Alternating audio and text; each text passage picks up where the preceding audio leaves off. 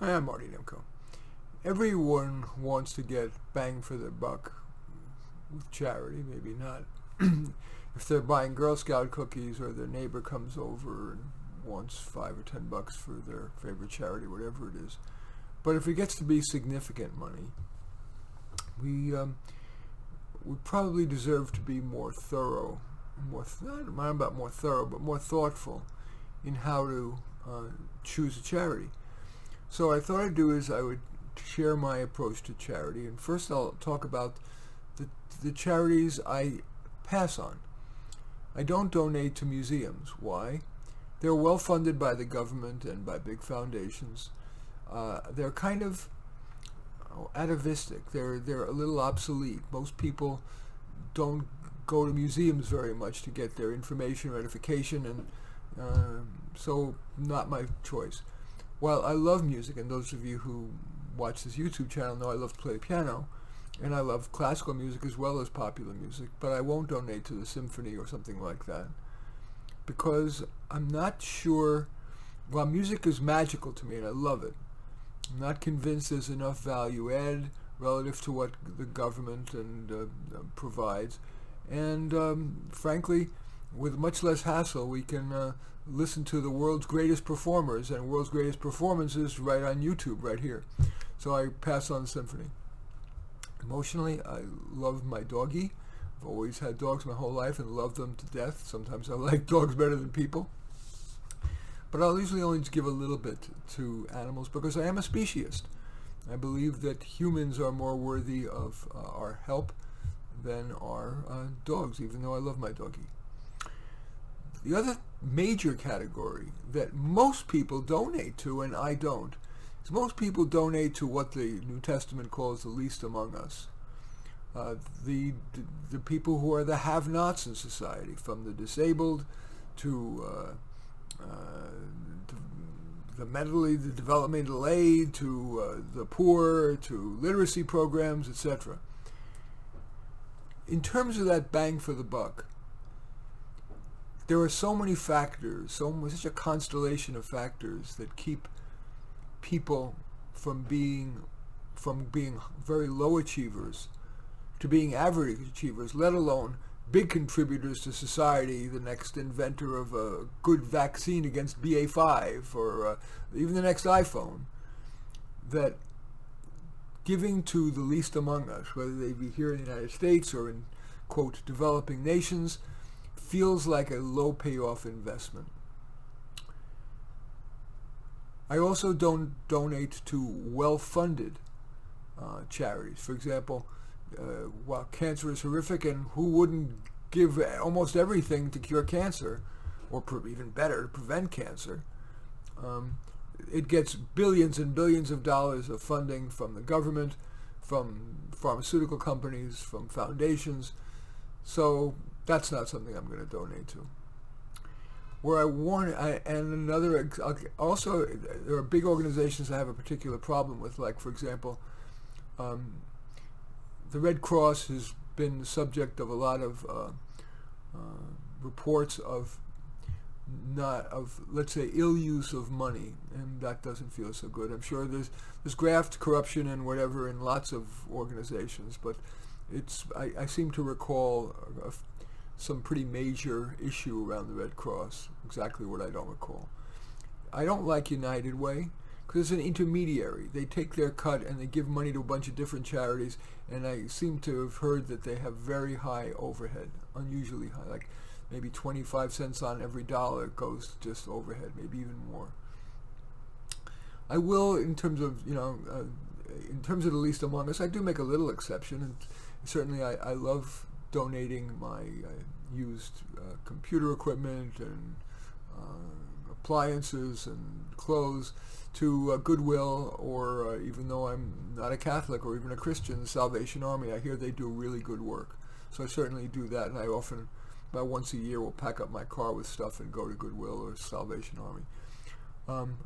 I do have an issue with the American Heart Association.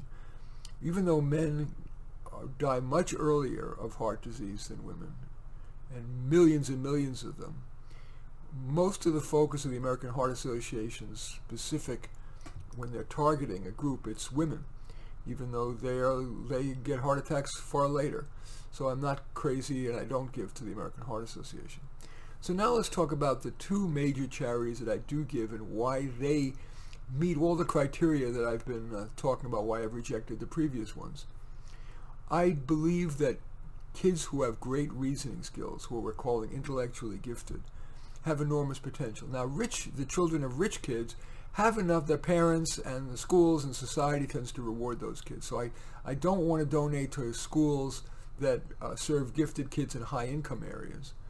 But there are a certain number of gifted kids in low-income schools, and those kids have enormous potential, but that potential is less likely to be realized because the schools have plenty of funding. Really, it's a myth that low-income schools don't have good funding. That's a myth. But their parents don't have either the financial capability or the savvy or whatever to help that child make the most of their giftedness. So one of my two favorite charitable efforts where I'll give significantly is to gifted kids in low-achieving schools, low-income schools. The other is, my very favorite charity is I fund basic research, and I'll tell you what basic means in a minute if you don't know, on the basis of reasoning ability, what was often, it's a kind of tainted term these days, intelligence.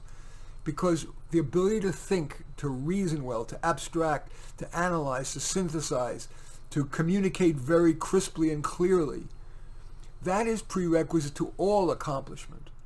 Whether it's to solve our energy crisis, or it's to reduce poverty, or it's to make a more affordable way to avoid from healthcare things to not be so expensive.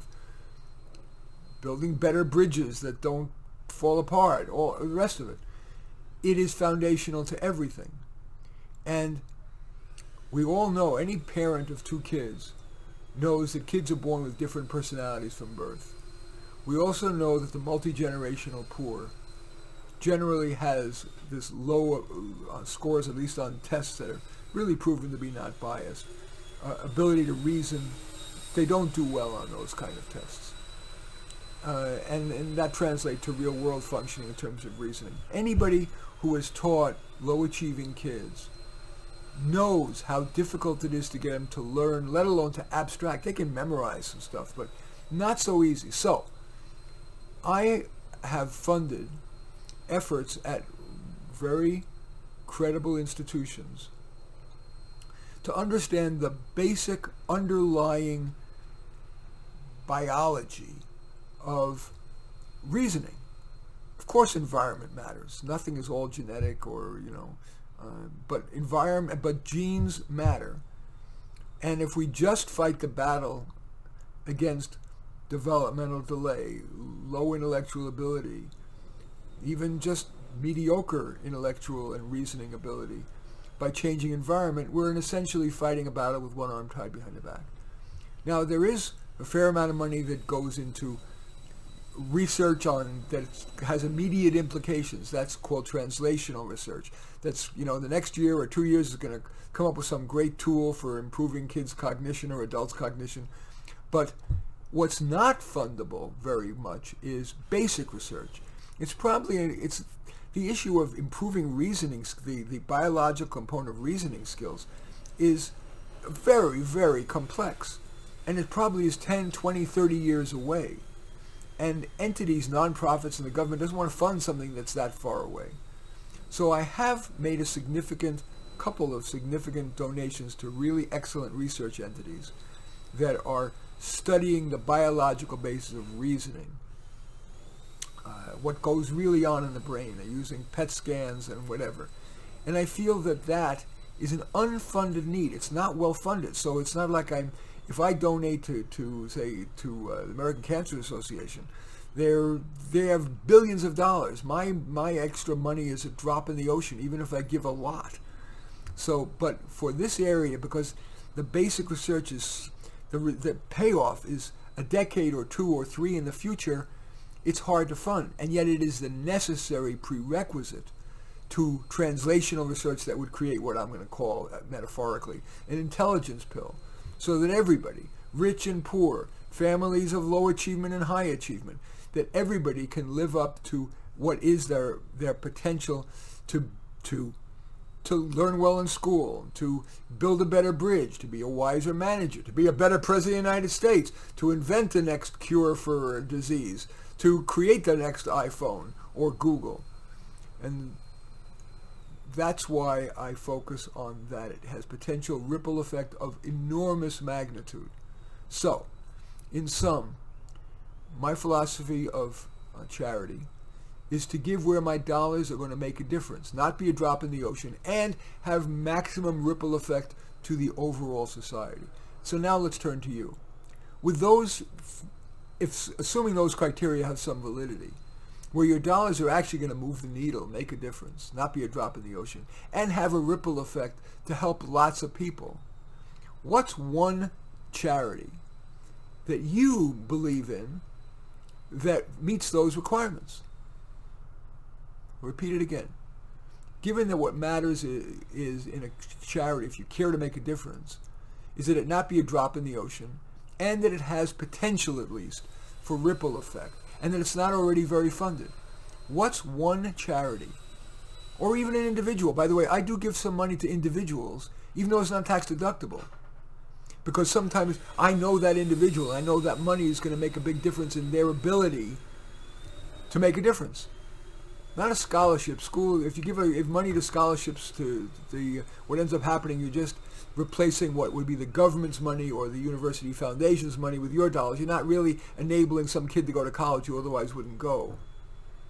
But if there's a kid who would benefit enormously from some summer program and there's no scholarships, and I think he's a gifted, underperforming kid, but he could be great, that's the kind of thing I would fund. So back to you. What's one thing, one person, either non-tax deductible or a nonprofit, that you think has the potential to make a difference that wouldn't otherwise occur if it weren't for your money, that isn't a drop in the ocean, that has ripple effect potential? In any event, I do thank you for considering my thoughts. That is my approach to charity. I welcome your thumbs up and accept your thumbs down. I always look forward to your comments, and especially like it if you hit the share button below. Share on your social media so that my efforts have broader impact. And I am flattered if you choose to subscribe to my channel. In any event, I do thank you for watching. I'm Marty Nemko.